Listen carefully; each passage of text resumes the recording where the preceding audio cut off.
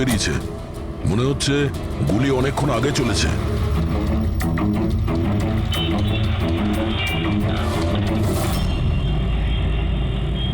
এসব কি করে হলো মিস্টার আশুতোষ? আচ্ছা, আর এনার নাম কি? ইনি আমার স্ত্রী সুচি। মানে বলতে চাইছি আমার ex wife Suchi. Ex wife?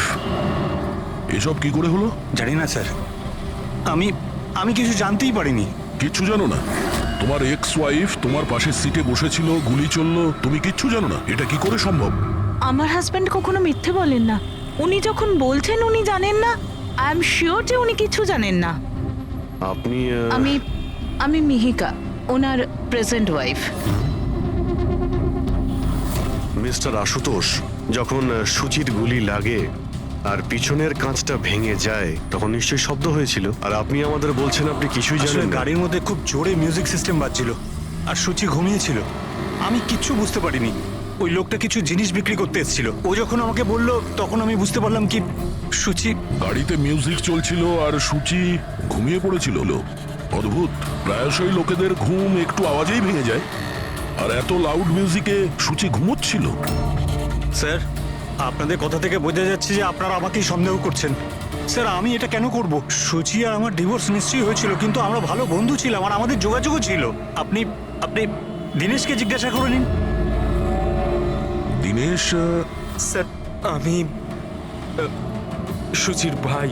ও ঠিকই বলছে স্যার। ডিভোর্সের পরেও ওর আর সুচির মধ্যে খুব ভালো সম্পর্ক ছিল, কখনো কোনো ঝামেলা হয়নি। আচ্ছা, তো আপনারা কোথায় যাচ্ছিলেন বলুন তো?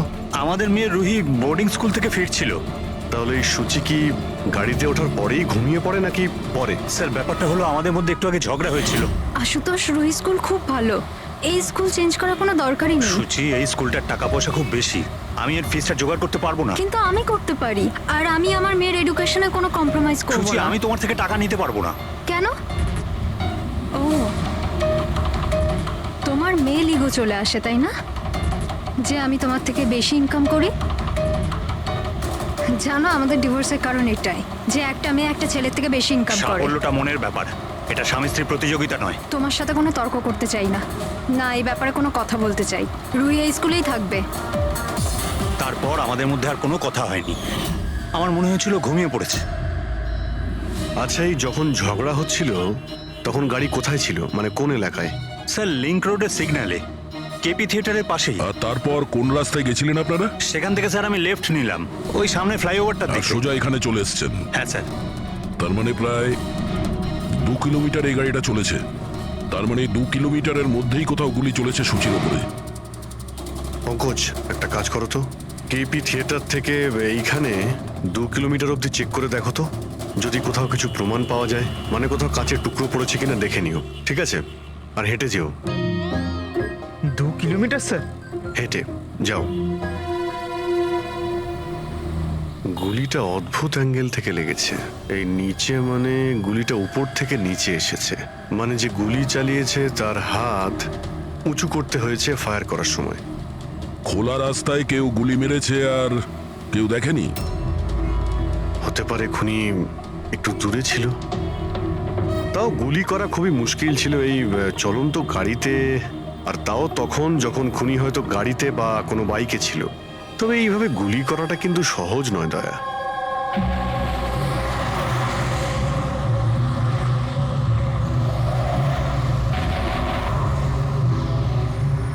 রাস্তায় কোথাও গাড়ি দাঁড় করিয়েছিলে তুমি? সিগন্যালে দাঁড়িয়েছিলাম একবার, ব্যাস, আর কোথাও নয়। যদি সিগন্যালেও কেউ গুলি চালায় কিংবা অন্য কোথা থেকেও যদি গুলি চালায়, তাহলে এম করার সময় তো টাইম লাগবে। তাহলে কেউ গুলি মারতে কাউকে দেখলো না কি করে? হ্যালো? হ্যাঁ স্যার, ঠিক আছে স্যার, আমরা পৌঁছাচ্ছি। কি হয়েছে? এসিপি স্যারের ফোন ছিল, আর একটা লাশ পাওয়া গেছে কামরি ব্রিজের নিচে।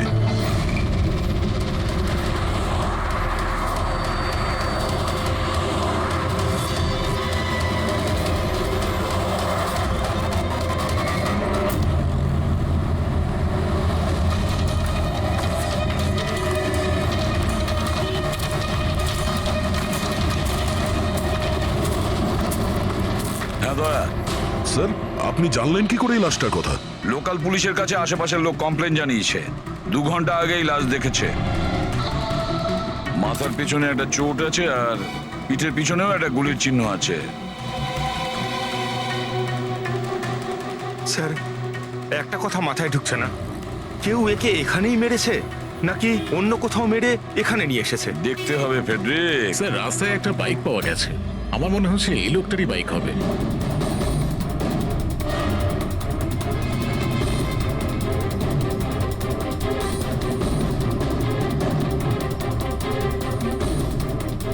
Skid mark. স্যার, মনে হচ্ছে এই লোকটা বাইকে যাচ্ছিল, কেউ পেছন থেকে গুলি করে দিয়েছে। ডিসব্যালেন্স হয়ে গেছে, গাড়ি বাইক স্কিড হয়ে এখানে কারোর সঙ্গে ধাক্কা লাগিয়েছে, আর ওর বডি এখানে নিচে পড়ে গেছে। মাথায় চোট ওই সময় লেগেছে স্যার।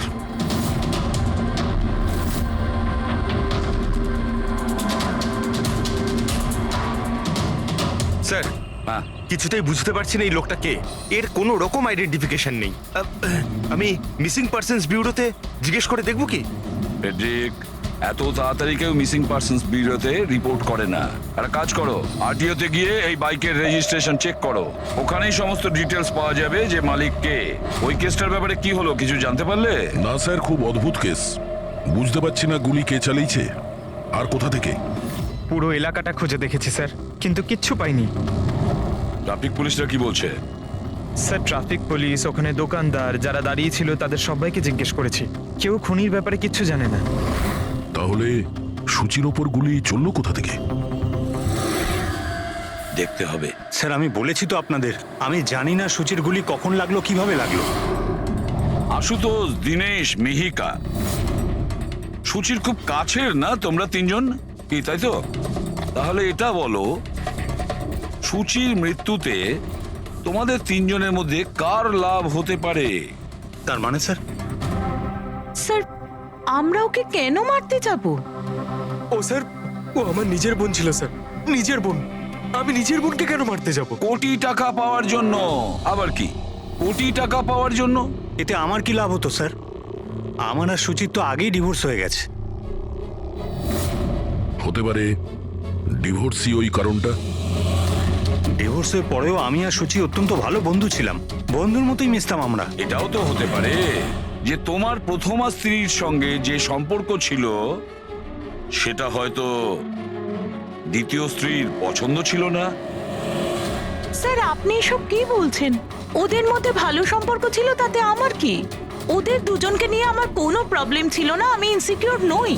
যদি তোমাদের তিনজনের মধ্যে কেউ সূচিকে না মেরে থাকে তাহলে সূচিকে কে মেরেছে?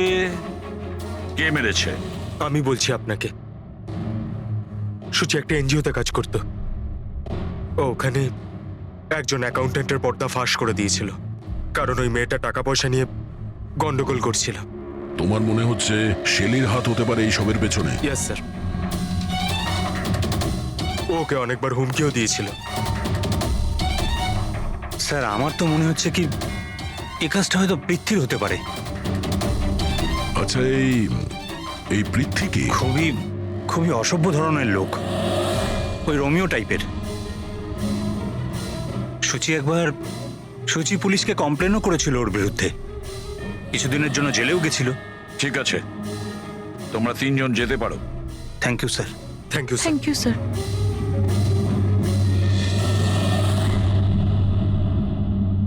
স্যার, তিনজনকেই বিশ্বাস হচ্ছে না। এই তিনজনের উপর কড়া নজর রাখো।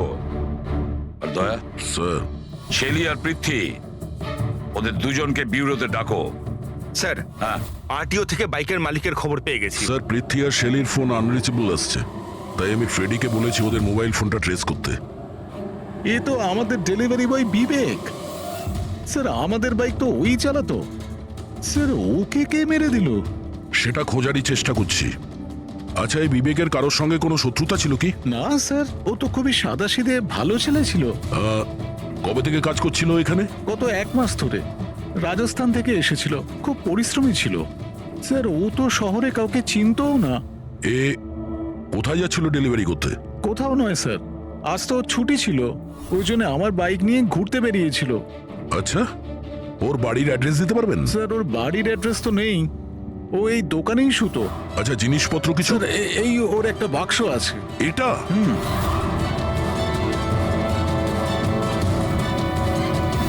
স্যার, এই লোকটার বক্স আর সবকিছু চেক করলাম, তাতেই সার্কাসের প্যাম্পলেট ছাড়া আর কিছুই পেলাম না। হয় ও সার্কাস খুবই পছন্দ করত, না হলে নিজের ফ্রি টাইমে প্যাম্পলেট বানিয়ে টাকা রোজগার করত। এটা এমন একটা মার্ডার যাতে কোনো সাসপেক্টই নেই। আচ্ছা, বিবেকের মতো এই ধরনের গরিব লোকদের মেরে কার কি লাভ হতে পারে? সেটাই তো। আর ওদিকে সূচি, দ্বিতীয় মার্ডার, যারা সন্দেহের তালিকায় অগণিত, তাদের মধ্যে যে কেউ গাড়ির সামনে গিয়ে গুলি করে মারতে পারে সূচিকে। না বস, আই এম সরি বাট আমি তোমার সঙ্গে একমত হতে পারছি না। কোন কথা? সেটা এই যে কেউ একে পাশ থেকে গুলি করেছে। তার মানে? স্যার তার মানে এটা। আরে এটা তো রাইফেলের গুলি। হ্যাঁ স্যার, আর এই গুলিটা সূচির গলায় এই এদিকে এখানটা আটকে ছিল। গুলি রাইফেল থেকে চললে তো অনেক দূর থেকে চালানো হয়েছে। হ্যাঁ একদম ঠিক, দূর থেকেও আর উঁচু থেকেও, এইসব আমি বলছি। এই দেখো বস, 50 ডিগ্রি অ্যাঙ্গেল থেকে সূচিকে গুলি করা হয়েছে। গুলি এখান থেকে এসেছে, কারের কাঁচের জানলা ভেঙেছে আর গিয়ে এর গলায় লেগেছে। এই গুলি যে অ্যাঙ্গেল থেকে চলেছে ডক্টর, কত দূর থেকে চলেছে এই গুলিটা? এই ধরো 70 ফিট দূর থেকে। তার মানে কোনো উঁচু বিল্ডিং থেকে চালানো হয়েছে। সে তৈরি হয়ে বসেছিল বিল্ডিং এর ওপরে গুলি চালানোর জন্য। একটা কাজ করো, ওই এরিয়ার ম্যাপটা বের করো। গুলি গাড়ির বাঁদিক থেকে এসেছিল, আর বাঁদিকে প্রায় অনেকগুলোই এরকম বিল্ডিং আর হাই রাইজ টাওয়ার আছে স্যার। যে জায়গায় ওদের দুজনে ঝগড়া হয়েছিল সেখান থেকে সূচির লাশ যেখানে পাওয়া গেছে, তার মধ্যে প্রায় 15 থেকে 20টা টাওয়ার আছে। এর মধ্যেই কোনো একটা বিল্ডিং থেকে গুলি চালানো হয়েছে।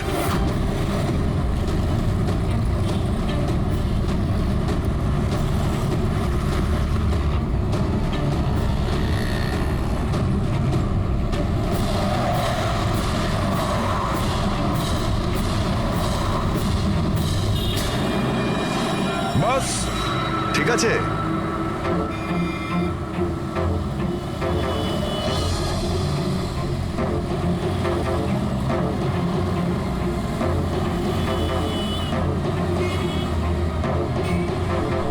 এই অভিজিৎ স্যারের হাতে ওটা কি? মার কাছে ফ্রেডি, ঠিক সেই হাইটে যে হাইটে সূচির গুলি লেগেছিল। আর আমার হাতে এই ডিজিটাল ডিস্টেন্স রিডার আছে। এর থেকে এই লেজার লাইট যদি ওই মার্কেট ঠিক যায়, তাহলে তার মানে গুলি এখানে এই বিল্ডিং থেকেই চালানো হয়েছে। সব মাথার উপর দিয়ে গেল। ঠিক আছে, এটা এখনই করে দেখছি। হ্যাঁ দয়া, আমি তৈরি। ওকে অভিজিৎ, একটু ডান দিকে এসো, ডান দিকে। হ্যাঁ ঠিক হালকা আছে। হ্যাঁ একটু বাঁদিকে। ব্যাস ব্যাস ব্যাস, ঠিক আছে। একটু পেছনে, একটু পেছনে। দেখেছো, এই লেজার ঠিক ওই মার্কে হিট করছে না, হিট করছে না ওখানে। গুলি এখান থেকে চালাইনি স্যার। এক্স্যাক্টলি। আরে স্নাইপারের কাছে অত সময় ছিল না নিশানা ঠিক করার জন্য যখন ও সূচিকে গুলি চালিয়েছিল। একটা কাজ করি, অন্য কোনো বিল্ডিং এ যাই। ঠিক আছে, চলো।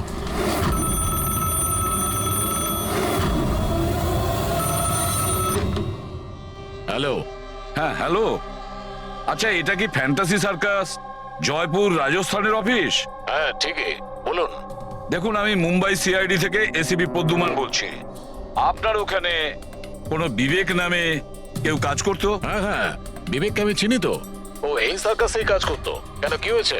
কি কাজ করতো বলতে পারবেন আপনি? দেখুন স্যার, আপনার সঙ্গে সারাদিন ফোনে কথা বললে আমার শো ক্যান্সেল হয়ে যাবে। আমি আপনার কথা আমার মালিককে বলে দিচ্ছি, উনি আপনাকে ফোন করে নেবেন। ঠিক আছে? হ্যালো।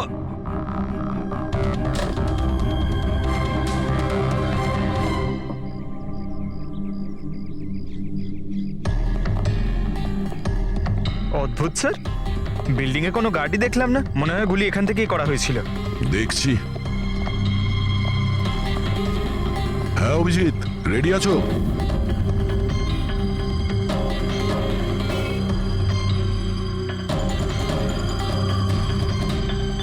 না অভিজিৎ, এখান থেকে টার্গেট ঠিকঠাক লাগছে না, একটু ডান দিকে এসো, ডান দিকে আর একটু। হ্যাঁ, পারফেক্ট পারফেক্ট, এখানে। লেগে গেছে নিশানা। তার মানে হলো সূচি এখানেই ছিল যখন ওর গুলি লাগে। পঙ্কজ, ফ্রেডি, একটু আশেপাশে দেখো ওই স্নাইপার কোনো প্রমাণ ফেলে গেছে কিনা। কিন্তু ভাই দয়া, এখানে তো কোনো স্পিড ব্রেকারও নেই। সে এমন কোন স্নাইপার হবে যে ওই বিল্ডিং এ বসে এত দ্রুত যাওয়া কোনো গাড়িতে নিশানা লাগাবে যেটা সূচির ঘাড়ে গিয়ে লাগবে? হ্যাঁ, এটা তো সত্যি। আশুতোষ, যখন তোমার গাড়িটা এখানে ছিল, হ্যাঁ তখন কোনো কারণে তোমার গাড়িটাকে স্লো করতে হয়েছিল কিংবা দাঁড় করাতে হয়েছিল, কিছু মনে আছে? হ্যাঁ স্যার, আমি যখন ড্রাইভ করছিলাম তো গাড়ির সামনে একটা ভিখারি এসে গেছিল আর আমায় ব্রেক করতে হয়েছিল। ভিখারি? হ্যাঁ, কি হলো? এইদিকে কিচ্ছু নেই স্যার। কিছু নেই? ওদিকেও কিছু নেই স্যার। ওই ভিখারি দেখতে কেমন ছিল? স্যার, ওর এক হাতে তো একটা ক্রাচ ধরা ছিল, অন্য হাতে লাল পোটলা, গলায় গামছা আর মাথায় অর্ধেক টাক ছিল। অভিজিৎ, এই ফ্লাইওভারের নিচে অনেক ভিখারি থাকে, ওদের মধ্যে কেউ একজন হবে। হ্যাঁ, আমি শুনলাম আশুতোষ যা বললো ভিখিরির ব্যাপারে। আমি নিচে গিয়ে দেখছি। এই কে তোমরা? কাকে জিজ্ঞেস করে ওপরে এসছো? তুমি এখানকার ওয়াচম্যান? ডিউটিতে কেন ছিলে না? আমার ইচ্ছে। এই তোমরা কি আমাকে ডিউটি শেখাচ্ছ? সিআইডি। সিআইডি? জানো তোমার জন্য এখানে একজন মহিলার খুন হয়ে গেছে? আমার জন্য খুন? কেউ এই ছাদ থেকে একজন মহিলাকে নিচে গুলি মেরেছে, কি জানো ওই ব্যাপারে?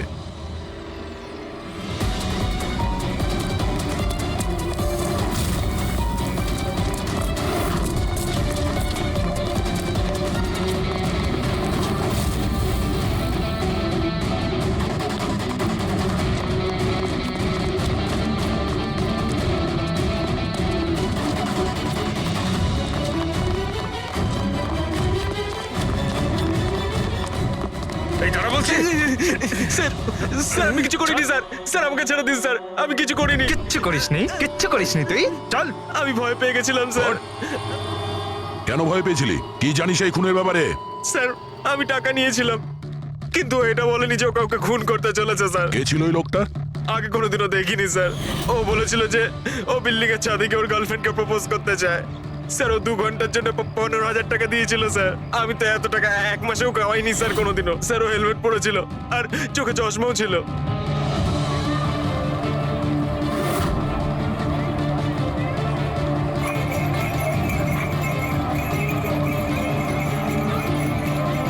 আরে ভাই শোনো। ও দাদা, আচ্ছা এখানে এমন কাউকে তোমরা দেখেছো যে মাথায় লাল গামছা বাঁধে, লাল রঙের একটা বোঁচকা আছে আর লাঠির সাহায্যে হাঁটেও? আরে দাদা শোনো, এমন কাউকে দেখেছো যে মাথায় লাল রঙের গামছা বাঁধে, লাল রঙের একটা বোঁচকাও রাখে আর খুঁড়িয়ে খুঁড়িয়ে হাঁটে? দেখোনি?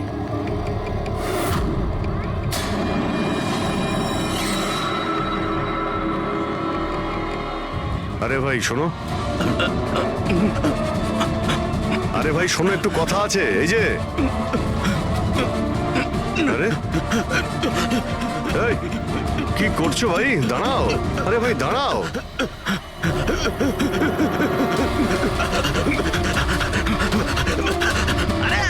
আমি কিছু করিনি, আমার কাছে কোনো টাকা পয়সা নেই, আমি কোনো কিছু চুরি করিনি, আমি একজন ভিখারি। আরে ছেড়ে না আমাকে। ল্যাংড়া সাজার নাটক করছিস? তুই জানিস ল্যাংড়াদের কতটা কষ্ট হয়? আরে কতবার করে বলবো, আমার কাছে কিছু নেই, আমি রাস্তার ভিখারি, আমি সত্যি বলছি। এই, তুই সেদিন ইচ্ছে করে লাল গাড়ির সামনে পড়েছিলি না? কোন লাল গাড়ি? আমি কোনো লাল গাড়ির সাথে আসিনি তো। স্যার, এটা কি গুন্ডামি হচ্ছে? আপনি ওকে ছেড়ে দিন, এটা কিন্তু ঠিক হচ্ছে না, আমি বলে দিচ্ছি কিন্তু। এই, সর। আমি সিআইডি থেকে। আরে আমি কোথায় পালাচ্ছিস? দাঁড়া। ভদ্রভাবে বলে দে, না হলে আমি রেগে গেলে কিন্তু এর ফল খুবই খারাপ না হবে। স্যার, আপনি যদি সত্যি সিআইডির লোক হন, আমি সব বলছি। একটা লোক আমাকে টাকা দিয়েছিল এসব করার জন্য, আর ও বলেছিল যে যখনই একটা লাল গাড়ি আসবে তার সামনে পড়ে যেতে, তাই আমি করেছিলাম স্যার। তুই কি করে জানলি যে লাল গাড়ি কখন আসবে? ওই ছাদে একটা লোক দাঁড়িয়ে আমাকে ইশারা করছিল, ওই রকমই। ও যে ইশারা করবে আমি তখনই লাল গাড়ির সামনে উল্টে পড়ে যাব। প্ল্যান ছিল স্যার। জানিস একটা মহিলার খুন হয়ে গেছে তোর এই প্ল্যানের জন্য? সাহেব সাহেব আমাকে ক্ষমা করে দিন, দেখুন আমি রাস্তার একজন ভিখারি। ঠিক আছে, তুই এটা বল ওই লোকটা দেখতে কেমন ছিল? ওই স্যার, ও হেলমেট পরেছিল, মোটরসাইকেলে এসেছিল, আমি তো ওর মুখটা দেখতেই পাইনি। আরে ভাই কিছু তো দেখেছিলি, কিছু তো শুনেছিলি। ওর একটা ফোন এসেছিল, ফোনে বলছিল যে তাড়াতাড়ি দেখা করতে এসো, আর উত্তরে বললো যে আমি ওখানে পৌঁছচ্ছি। কোথায় কোথায় পৌঁছতে বলছিল, তোর মনে আছে কিছু? হ্যাঁ, মনে পড়েছে, ভান্ডুপ মিল। ভান্ডুপ মিল, ভান্ডুপ মিল। আচ্ছা, ঠিক আছে, ঠিক আছে, ফিরে এসো, আমি স্যারকে ইনফর্ম করছি।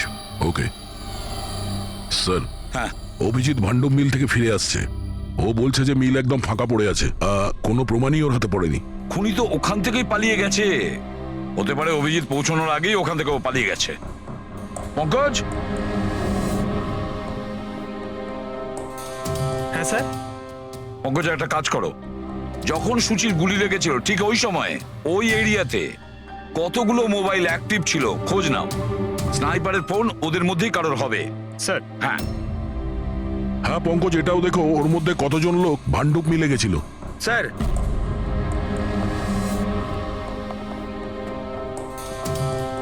স্যার এ হলো শৈলী, এনজিওর অ্যাকাউন্টেন্ট। সূচি একটা এনজিওতে কাজ করত। ও ওখানে একজন অ্যাকাউন্টেন্টের পর্দা ফাঁস করে দিয়েছিল। আর এ হলো পৃথ্বী, যার বিরুদ্ধে সূচি রিপোর্ট লিখিয়েছিল। সূচি পুলিশে কমপ্লেনও করেছিল ওর বিরুদ্ধে, কিছুদিনের জন্য জেলেও গেছিল। আপনারা কি করে ভাবলেন যে সূচির মৃত্যুর জন্য আমি দায়ী? হ্যাঁ স্যার, আমিও তো এমন কিছুই করিনি, আমি তো কারোর মার্ডার করিনি স্যার।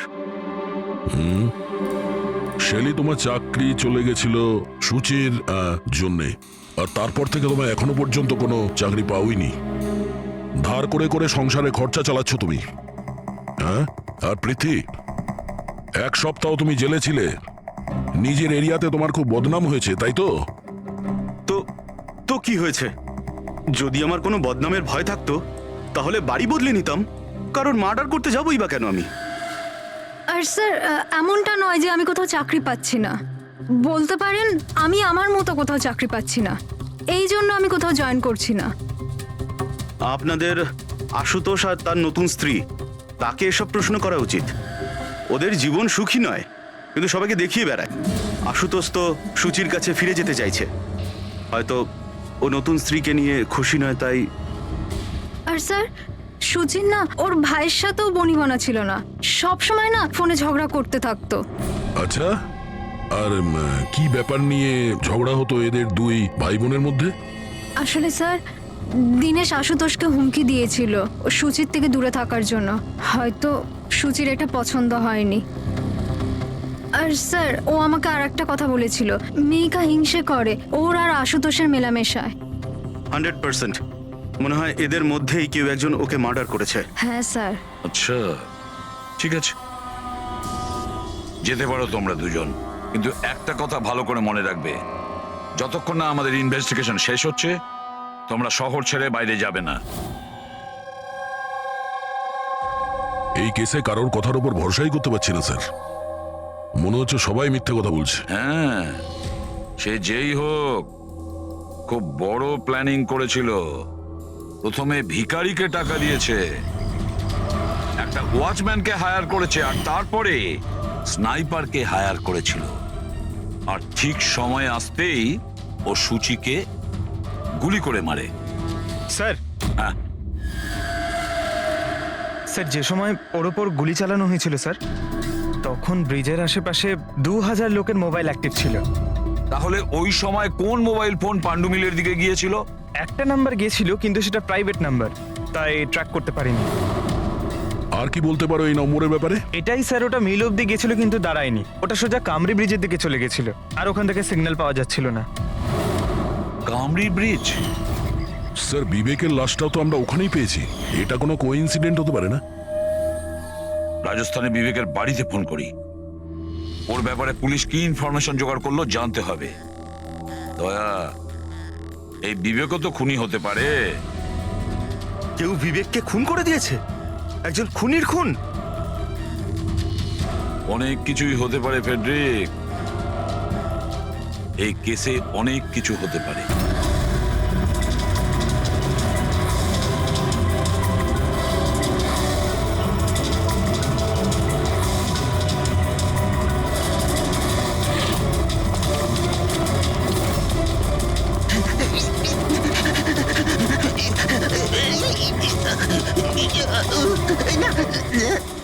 আরে তুই বারবার পালাস কেন? হ্যাঁ, বারবার আপনারা আমার পিছনে পড়ে আছেন কেন? পিছনে তোর পড়ে সঙ্গে আছেন কথা কেন? আছে। আমি কিছু কথা বলতে চাই না। অনেক হয়ে গেছে স্যার, আপনারা আমাদের এইভাবে বিরক্ত করতে পারেন কেউ না। তোমাদের জ্বালাতন করছে না, আমরা নিজেদের কাজ করছি। যাও। কিছু শুনতে চাই না, যান এখান থেকে। আরে একজনের খুন হয়েছে, তোমরা কি বুঝতে পারছো না? হ্যাঁ, তা কি হয়েছে? আমরা কি খুন করেছি নাকি? হ্যাঁ, আমরা গরিব মানুষ, ভিক্ষা করে খাই, তার মানে কি আপনারা আমাদের উপর দোষ দিয়ে দেবেন? হ্যাঁ, দেখুন না।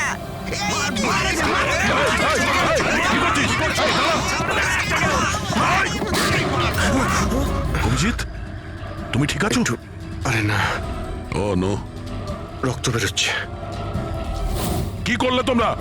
হ্যাঁ, এই দেখ, এই লোকটা টাকা দিয়েছিল তোকে। স্যারও মারা গেছে। হ্যাঁ, ও মারা গেছে। ভালো করে দেখ, এটা কি সেই লোকটা যে তোকে গাড়ির সামনে পড়তে বলেছিল? একটু জুম জুম করুন।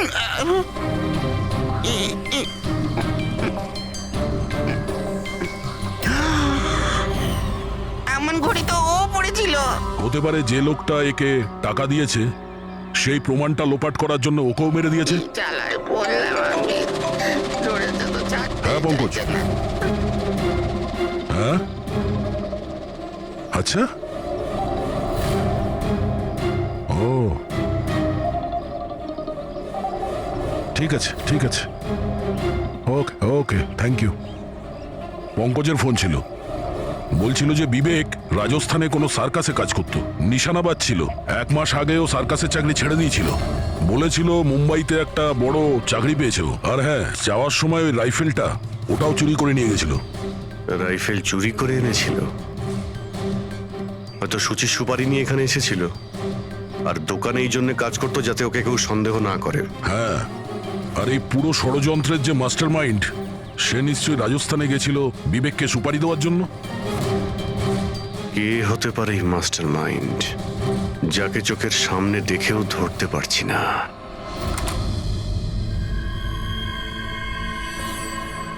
আরে মিস্টার আশু। স্যার, আপনারা এখানে? মিস্টার আশু, ওই লোকটার ব্যাপারে জানতে পেরে গেছি যে সুচিকে গুলি করেছিল। Wow, that's a great news. আপনারা ধরেছেন ওনাকে? বিবেক নাম ওর। আপনারা কোনো বিবেককে চেনেন? না তো। অদ্ভুত ব্যাপার, আপনি কোনো বিবেককে চেনেন না, কিন্তু 15 বার কল করেছেন আপনি আপনার ফোন থেকে বিবেককে। কি বলছেন? আমি যখন বলছি কোনো বিবেককে জানিই না, তাহলে আমি ওকে ফোন কেন করবো স্যার? শুধু এটাই নয়, ওর সঙ্গে দেখা করতে তুমি রাজস্থানেও গিয়েছিলে। সার্কাসে ওর গুলি চালানোর ক্ষমতাটা দেখে তোমার এত পছন্দ হয়েছিল যে সুচিকে মারার কন্ট্রাক্টও দিয়ে দিয়েছিল ওকে। 1 মিনিট স্যার, 1 মিনিট। এটা সত্যি যে একটা বিজনেস ট্রিপের জন্য আমি রাজস্থান গিয়েছিলাম, কিন্তু আমি কোনো সার্কাসে যাইনি স্যার। আর আমি যখন কোনো বিবেককে চিনি না, তো তাকে ফোন কেন করবো? তাহলে কি তোমার এই ফোন রেকর্ড মিথ্যে কথা বলছে? স্যার, এটা হতে পারে কি আমার ফোন থেকে অন্য কেউ ওকে ফোনটা করেছে আমার না থাকার সুযোগে। আচ্ছা, তাহলে কি আপনি আপনার ফোন যে কোনো জায়গাতে ফেলে রাখেন নাকি? না স্যার। হ্যাঁ ডক্টর। আচ্ছা, ঠিক আছে ডক্টর। ওকে ডক্টর।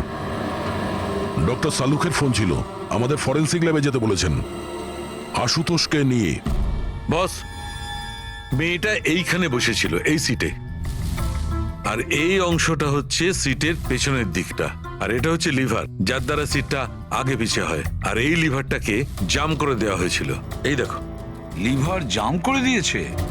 হ্যাঁ, তাই তো।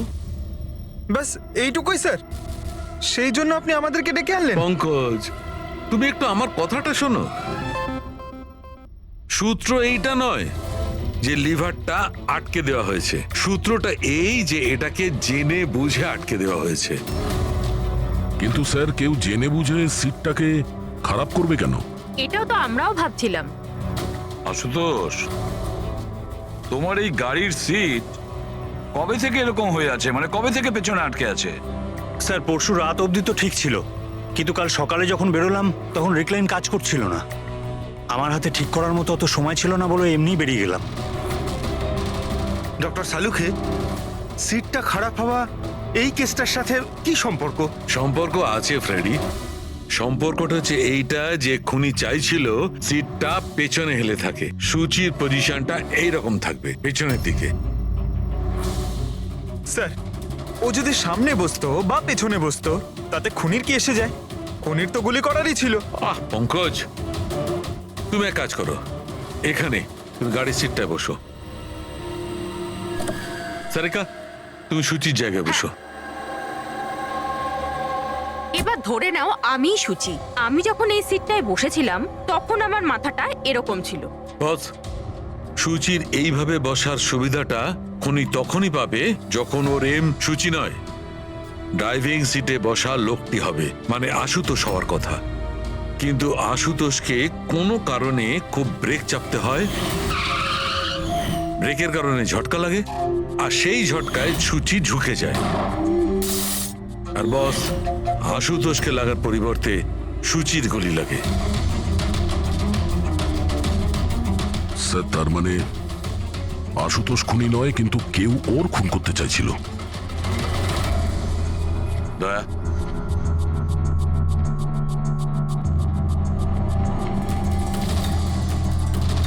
আশুতোষ, হ্যাঁ স্যার। তুমি একটা কথা বলো, তোমার কি কোনো শত্রু আছে? এমন কোনো শত্রু যে তোমাকে প্রাণে মেরে ফেলতে চায়? ভেবে চিনতে বলো, ভাবো। না স্যার, আমার কারোর সাথে কোনো শত্রুতা নেই। না আশুতোষ, কেউ তো নিশ্চয়ই হবে যে তোমাকে প্রাণে মেরে ফেলতে চায়, তোমার সিটের লিভারটা জাম করে দিয়েছে।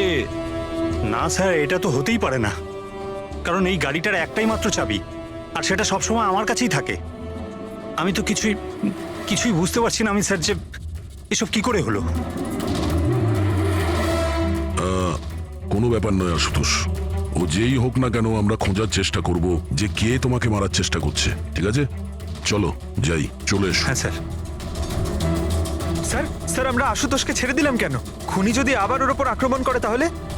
দেখে যাও তুমি পঙ্কজ, এবার আমরা আশুতোষের প্রতিটা মুভমেন্ট ট্র্যাক করব, সব কথা আমরা শুনতে পাবো। স্যার, সেটা কিভাবে? দয়া যে ট্রান্সমিটার বাগ লাগিয়ে দিয়েছে।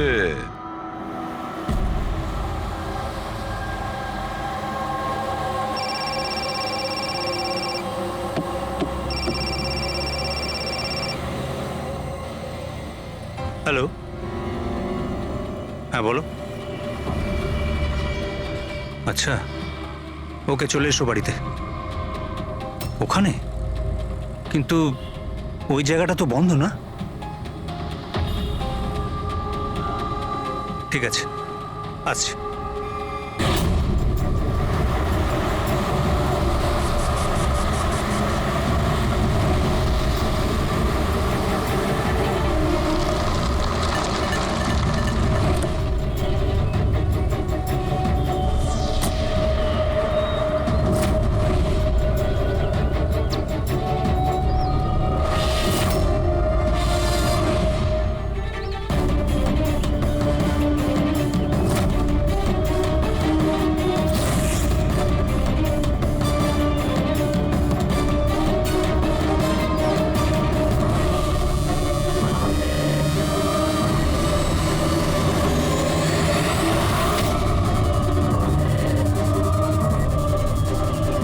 এটা কি করছো?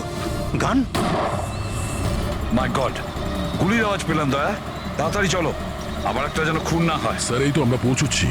স্যার, আমাদের যে এই সাসপেক্ট আছে, এক্ষুনি খবর পেলাম যে ও রাজস্থান গিয়েছিল আশুতোষকে ফলো করতে করতে। ও তো আশুতোষের খুব কাছের লোক ছিল।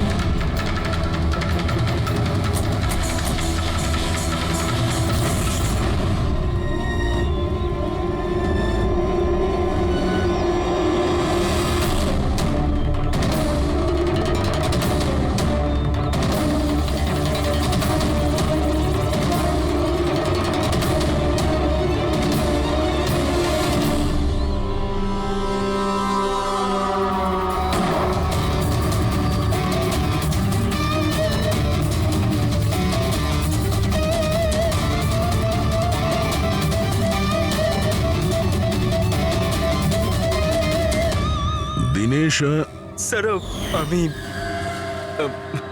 সুচির ভাই। মরে গেছে স্যার। আমি আমি কিছু করিনি স্যার। এই আমাকে মারতে চেয়েছিল। এই এই আমায় মারতে চেয়েছিল। কেন মারতে চেয়েছিল এ? স্যার এর মনে হতো যে এর বোনের সর্বনাশের জন্য আমিই দায়ী।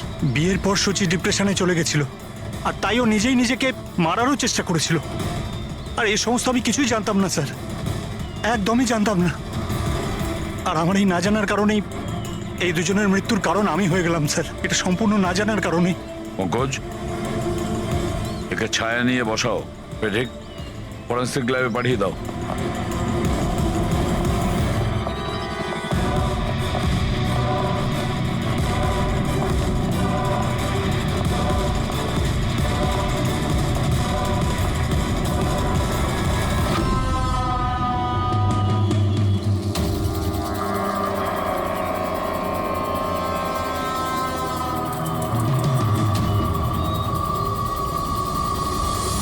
গল্পে একটা নতুন টুইস্ট।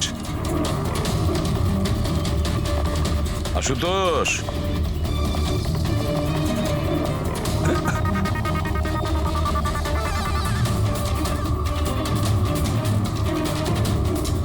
এটা কি চেনো?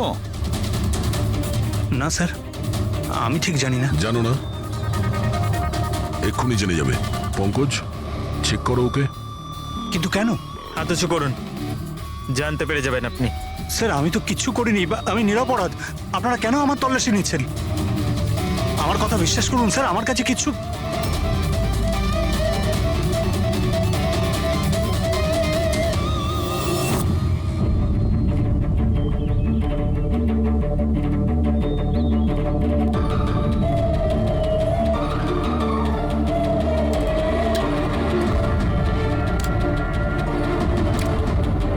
স্যার এই নিন ও রাবার বুলেটস।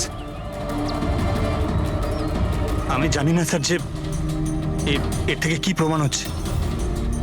কি প্রমাণ হয়? হ্যাঁ, তুমি এই বন্দুক দিয়ে দিনেশের খুন করেছো, আসল বুলেট দিয়ে। হ্যাঁ, তাহলে এই গানটা কি করে এলো তোমার কাছে? আর ওই নকল রাবার বুলেট, ওটা কি করে ফায়ার হলো আর কখন? স্যার প্ল্যান আমিই করেছিলাম।